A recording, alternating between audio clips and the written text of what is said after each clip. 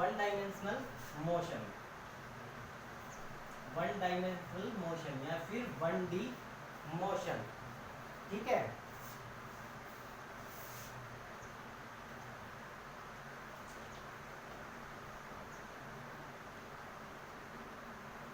Motion या फिर motion in one dimension. तो वन डायमेंशन मोशन को हम कैसे डिफाइन करेंगे?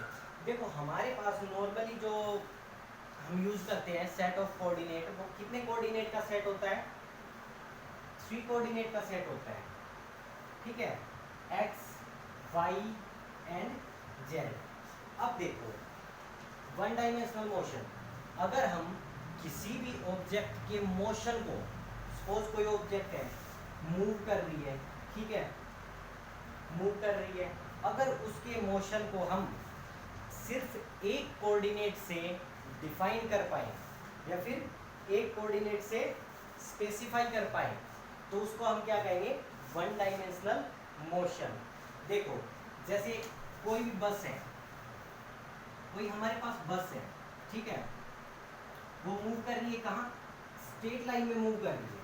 किसमें मूव कर रही है? स्ट्रेट लाइन में मूव कर रही है। तो उस बस की पोजीशन को हम या फिर उस बस के मोशन को हम सिर्फ एक कोऑर्डिनेट से स्पेसिफाई कर सकते हैं, क्योंकि मोशन अगर इन स्ट्रेट लाइन में होगा तो हम सिर्फ एक्स एक्सिस से स्पेसिफाई कर सकते हैं उसको, ठीक है। जैसे ये हमने 3 कोऑर्डिनेट्स मान लिए, लेकिन मैं इसके मोशन को सिर्फ एक्स एक्सिस से ही स्पेसिफाई कर रहा हूँ, मतलब एक्स एक्सिस से ही इसका मोशन मिल रहा है मुझे, एक्स एक्सिस से ही इसका मोशन डिफाइन कर सकता हूँ मैं। तो ये किस टाइप का मोशन हो जाएगा? One dimensional motion. या फिर ये याद रखो, वन डायमेंशनल मोशन क्या होगा? Motion in straight line is one dimensional motion. तो स्ट्रेट लाइन में कोई भी मोशन होगा वो क्या होगा? वन डायमेंशनल मोशन होगा, ठीक है। तो वन डायमेंशनल मोशन समझ गए। चलो अब की बार बात करते हैं टू डायमेंशनल मोशन की। टू डायमेंशनल,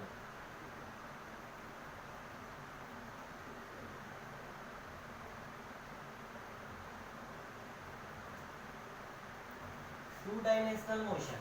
अब देखो अपने पास 3 कोऑर्डिनेट है, 3 कोऑर्डिनेट है, अगर किसी भी ऑब्जेक्ट के मोशन को हम 2 कोऑर्डिनेट से स्पेसिफाई कर पाए, मतलब जिसके लिए हमें 2 कोऑर्डिनेट्स की जरूरत पड़े स्पेसिफाई करने के लिए,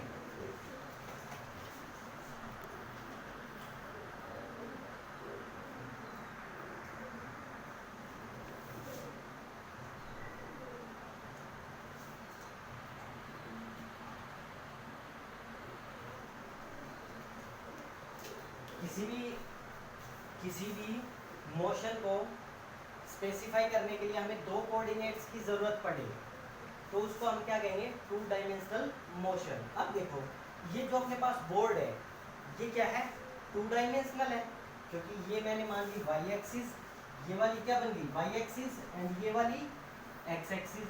तो ये क्या हो गया? बोर्ड अपना टू डायमेंशनल हो गया, टू डायमेंशनल। तो इसके ऊपर कोई भी ऑब्जेक्ट मूव करेगी तो उसके मोशन को हम क्या कहेंगे? Two dimensional motion.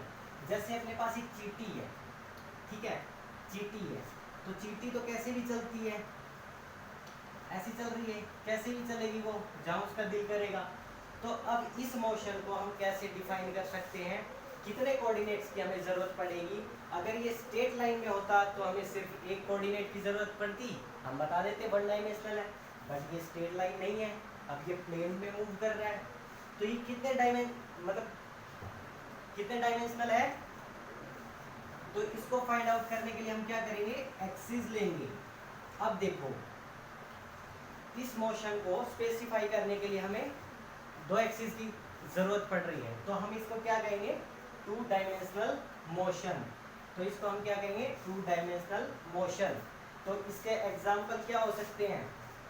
चींटी का एग्जाम्पल है, ठीक है, आप चलते हो, घर से बाहर घूमते हो, इधर उधर टहलते हो, तो ये क्या है? टू डायमेंशनल मोशन का एग्जाम्पल है। और क्या देख सकते? हाँ, जो भी प्लेन के ऊपर जो भी मोशन होगा, मतलब एक प्लेन के ऊपर, जैसे एक फ्लोर के ऊपर, फर्श के ऊपर जो भी मोशन होगा वो किस टाइप का मोशन होगा? टू डायमेंशनल मोशन होगा, ठीक है, motion on a plane, two dimensional होंगे वो सब, ठीक है। चलो अब बात करते हैं three dimensional motion. Three dimensional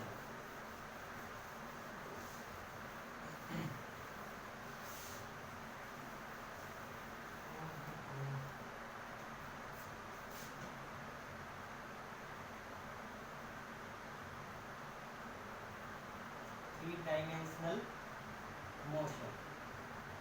अब देखो थ्री डायमेंशनल मोशन हम किसको कहेंगे, जिस मोशन को स्पेसिफाई करने के लिए हमें थ्री कोऑर्डिनेट्स की जरूरत पड़े, मतलब तीनों कोऑर्डिनेट्स की जरूरत पड़े, एक्स वाई एंड जेड।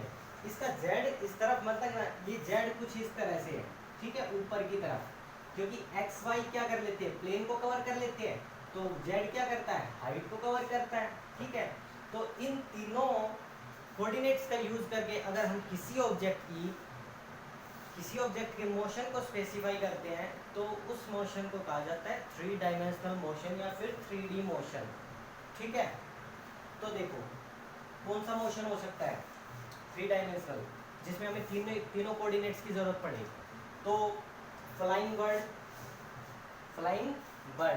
देखो बर्ड जब फ्लाई करते हैं तो हमें कितने कोऑर्डिनेट्स की जरूरत पड़ेगी, तीन कोऑर्डिनेट्स की जरूरत पड़ेगी, क्योंकि वो प्लेन टाइप में तो हैं लेकिन उनके पास क्या है, हाइट भी है समथिंग, कुछ हाइट पे वो उड़ रहे हैं।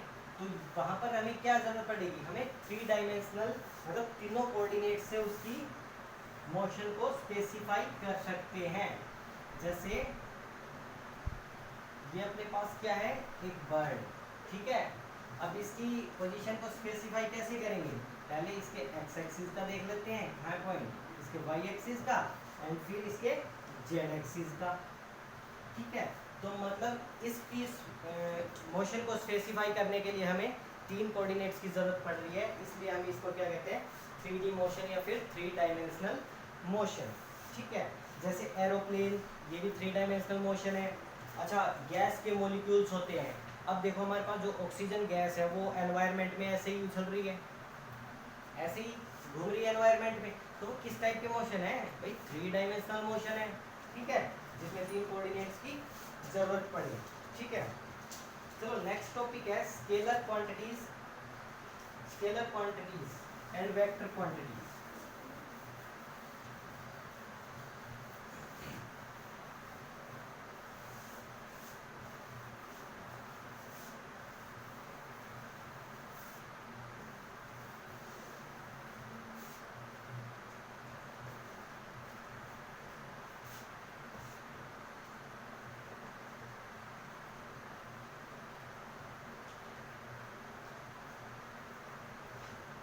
अब देखो हमारे पास में दो टाइप की क्वांटिटी होती है, ये देखो क्वांटिटी मतलब जैसे फोर्स, मास, लेंथ, ये सब क्या है, क्वांटिटीज है।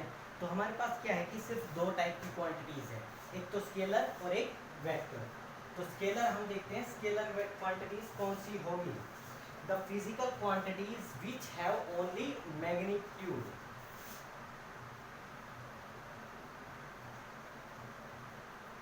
फिजिकल quantities which have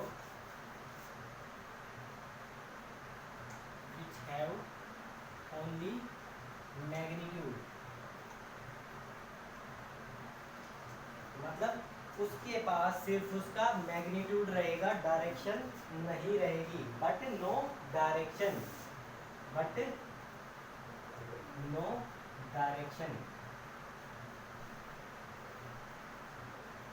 उसके पास अपनी कोई डायरेक्शन नहीं है, आर कॉल्ड स्केलर क्वांटिटीज। इनको हम क्या कहेंगे, scalar quantities. The physical quantities which have only magnitude but not direction, भाई वो स्केलर क्वांटिटी जिसके पास ओनली मैग्नीट्यूड है, डायरेक्शन नहीं है। एग्जाम्पल देखते हैं, जैसे एग्जाम्पल में हम देखते हैं लेंथ या फिर डिस्टेंस बोलो। तो डिस्टेंस क्या है भाई, डिस्टेंस हमने किया था कि भाई टोटल पाथ लेंथ को हम क्या कहते हैं, डिस्टेंस कहते हैं। तो पाथ लेंथ कैसी भी हो सकती है, पाथ ऐसा भी हो सकता है, तो मतलब इसके पास अपनी कोई स्पेसिफिक डायरेक्शन नहीं है, सिंगल डायरेक्शन नहीं है, यहाँ इधर है डायरेक्शन, यहाँ इधर है डायरेक्शन, यहाँ इधर यहाँ इधर, तो मतलब हर पॉइंट पे डिफरेंट डिफरेंट डायरेक्शन है, इसका मतलब है इसके पास कोई डायरेक्शन नहीं है, ठीक है। तो वो क्वांटिटीज जिसके पास ओनली मैग्नीट्यूड हो, जैसे लेंथ, टाइम, देखो टाइम का सिर्फ मैग्नीट्यूड होता है, टाइम को हम कैसे मेजर करते हैं भाई 1 सेकेंड, ठीक है, 1 मिनट में, ठीक है, या फिर 1 आवर में बोल दो, ठीक है। तो इनके हम क्या बोलते हैं, 1 सेकेंड, 1 मिनट, 1 आवर, इनके साथ कोई डायरेक्शन का तो यूज नहीं करते, ठीक है, तो इनकी डायरेक्शन नहीं होती, इनका सिर्फ मैग्नीट्यूड होता है, ठीक है। इसके बाद आ जाओ डिस्टेंस, डिस्टेंस का तो हमने बता दिया। इसके बाद आ जाओ स्पीड, स्पीड, तो स्पीड भी क्या है, स्केलर क्वांटिटी है, क्योंकि स्पीड की कोई डायरेक्शन नहीं है। देखो जैसे हमने यहाँ से निकलना स्टार्ट किया और हम घूम फिर के किसी भी पॉइंट पे जाते हैं, लाइक दिस पॉइंट पे, तो इस पाथ जो इस पाथ मतलब जिस स्पीड से हमने इस पाथ को कवर किया है, वो स्पीड अब क्या हो गई, स्केलर क्वांटिटी हो गई, बिकॉज इसकी डायरेक्शन डिफरेंट डिफरेंट है, मतलब कोई सिंगल डायरेक्शन नहीं है इसके पास, सिंगल डायरेक्शन नहीं है, तो ये क्या है, स्केलर क्वांटिटी, इसके पास अपना ओनली मैग्नीट्यूड है, ठीक है। तो स्पीड क्या हुई, स्केलर क्वांटिटीज। फिर आ जाओ टेम्परेचर,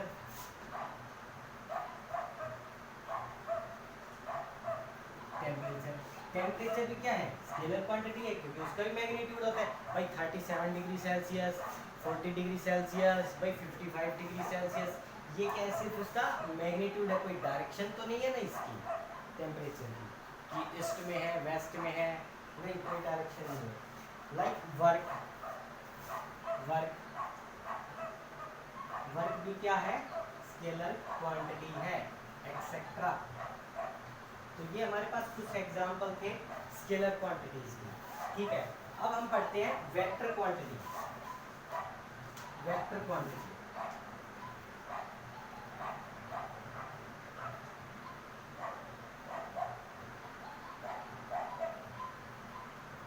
वेक्टर क्वांटिटीज देखिए, the physical quantities which have magnitude as well as direction, मतलब जिसके पास दोनों चीज है, मैग्नीट्यूड भी और डायरेक्शन भी। द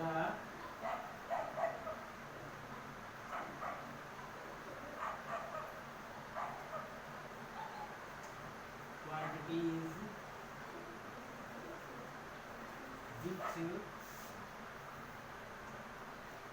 have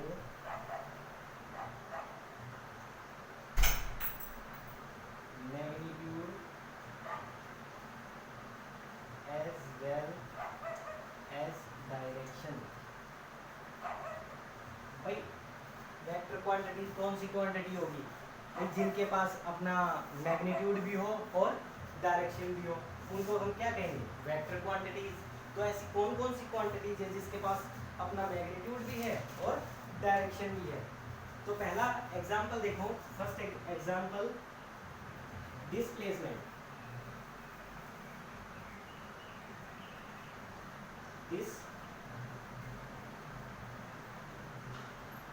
डिस्प्लेसमेंट, देखो डिस्प्लेसमेंट हमने क्या पढ़ा था कि डिस्प्लेसमेंट 9th स्टैंडर्ड में हम पढ़ के आ रहे हैं। डिस्प्लेसमेंट क्या है, क्योंकि दो पॉइंट्स के बीच की शॉर्टेस्ट डिस्टेंस को क्या कहते हैं, displacement. Suppose this is point A and this point B, ठीक है, तो हम कहाँ से गए, ए से बी तक। अब देखो डिस्प्लेसमेंट इसका क्या होगा, सपोज दिस इज 5 मीटर, तो डिस्प्लेसमेंट क्या हो गया 5 मीटर, और डायरेक्शन क्या है, ए टू बी, डायरेक्शन क्या होगी, ए टू बी। तो ये किस टाइप की क्वांटिटी हो गई, डिस्प्लेसमेंट किस टाइप की क्वांटिटी है, वेक्टर क्वांटिटी है। ऐसे ही हम डिस्टेंस के केस में देखो करते थे, तो डिस्टेंस तो कैसे भी हो सकती थी भाई, ए से बी तक जा रहे हैं, बट इसकी डायरेक्शन तो कभी इधर है, कभी इधर है, कभी इधर है, कभी इधर है, तो वो क्या हो गई थी, स्केलर क्वांटिटी हो गई थी। और यहाँ पर डिस्प्लेसमेंट क्या हो गया, वेक्टर क्वांटिटी होगी, क्योंकि डिस्प्लेसमेंट के पास अपनी डायरेक्शन है, एक सिंगल डायरेक्शन है, ठीक है। तो दैट इज डिस्प्लेसमेंट। ये क्या है, वेक्टर क्वांटिटी है।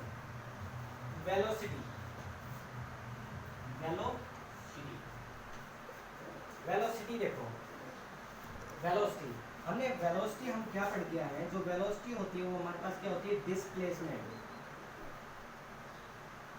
Upon time. ठीक है, डिस्प्लेसमेंट हमारे पास किस टाइप की क्वांटिटी है, वेक्टर क्वांटिटी। तो ये क्या हो जाएगी वेलोसिटी, वेक्टर क्वांटिटी हो जाएगी, क्योंकि जब डिस्प्लेसमेंट आ गया, अब देखो ए से बी तक की वेलोसिटी निकालनी है। ठीक है, तो वेलोसिटी भी किस डायरेक्शन में होगी, जिस डायरेक्शन में डिस्प्लेसमेंट होगा, तो वेलोसिटी भी क्या हो जाएगी, वेक्टर क्वांटिटी हो जाएगी। ऐसे ही एक्सेलरेशन एंड फोर्स, देखो फोर्स, फोर्स भी क्या है, वेक्टर क्वांटिटी है। फोर्स क्या है, वेक्टर क्वांटिटी।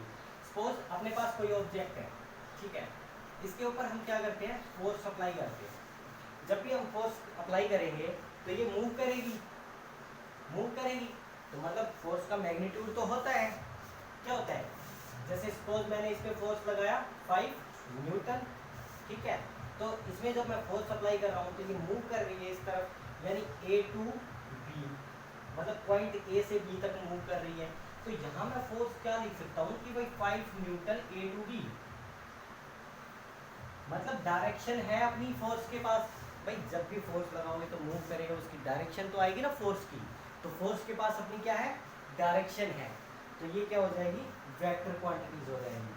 अच्छा, वेक्टर्स को हम कैसे रिप्रेजेंट करते हैं, सपोज वेक्टर को कैसे रिप्रेजेंट करते हैं, तो ध्यान रखना, वेक्टर को हम अगर अपने पास कोई भी क्वांटिटी है, जैसे फोर्स क्या है, एक वेक्टर क्वांटिटी है, अगर इसके ऊपर हम एरो लगा देंगे तो ये क्या बन जाएगा, वेक्टर बन जाएगा।